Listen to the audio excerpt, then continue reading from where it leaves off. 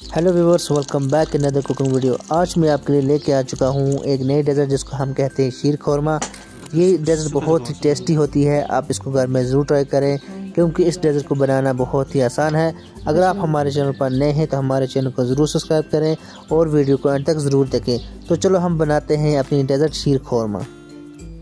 सबसे पहले हम बाउल में दूध लेंगे। हम इसमें भिगोएंगे पिंच ऑफ सफ़रान। साफ़रान को हम दूध के साथ मिक्स कर लेंगे ताकि ये अच्छे से घुल जाए। अब हम खजूरें लेंगे।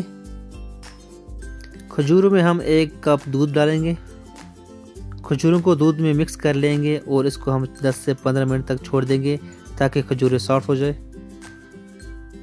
हमने पहले से ही 2 लीटर दूध लिया था, इसको हमने उबाला था। अब हम इसको और उबालेंगे ताकि जो हमारा दूध है वो गाढ़ा हो जाए। 10-15 मिनट हम इसको ऐसे ही रखेंगे और साथ ही साथ चलाते रहेंगे क्योंकि इतना टाइम लगेगा दूध को गाढ़ा होने में। तो आप बने रहिए वीडियो में।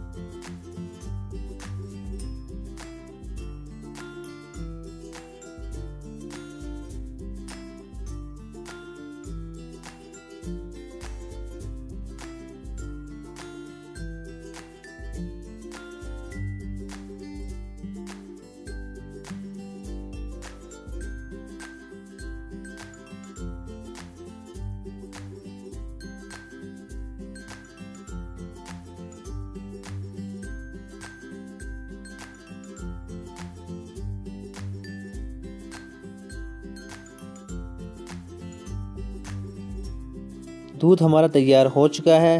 अब हम पैन लेंगे। पैन में हम 3 चम्मच घी लेंगे।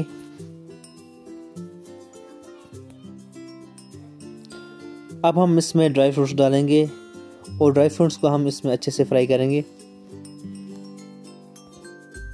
गैस को हम मीडियम फ्लेम पे रखेंगे। साथ ही साथ अब हम इसमें सेवइयां डालेंगे। इसको भी हम घी में फ्राई करेंगे। अब साथ ही साथ हम इसमें किशमिश भी डालेंगे। इसको भी मिक्स कर लेंगे घी में। अब हम इसमें डालेंगे खजूर। खजूर को हमने चॉप करके रखा था। अब हम इसमें डालेंगे खजूर का पेस्ट जो हमने खजूर को दूध में भिगो के रखा था। साथ ही साथ हम इसमें सफ़रान भी डालेंगे। अब हम इसको मिक्स कर लेंगे और साथ ही साथ हम इसमें कंडेंस मिल्क भी डालेंगे। इसमें हम चीनी इस्तेमाल नहीं करेंगे क्योंकि हमने इसमें कंडेंस मिल्क डाला है। अब हम इसमें ड्राई फ्रूट्स और सेवइयां जो हमने फ्राई की थी घी में वो भी डालेंगे।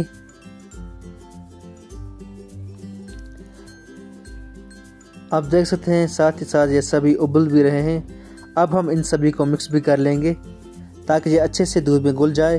कंडेंस मिल्क भी घुल जाए, जो हमने सफ़रान डाले थे वो भी घुल जाए, बाकी जो चीज़ें डाली थी वो भी घुल जाए। क्योंकि जब ये अच्छे से घुलेंगे शीर खोरमे में बहुत ही टेस्ट आएगा, बहुत ही मज़ेदार फ्लेवर आएगा। आप देख सकते हैं हमारा जो शीर खोरमा है वो एटलीस्ट तैयार हो चुका है क्योंकि अब हम इसको 5-10 मिनट उबालेंगे ताकि ये गाढ़ा बन जाए।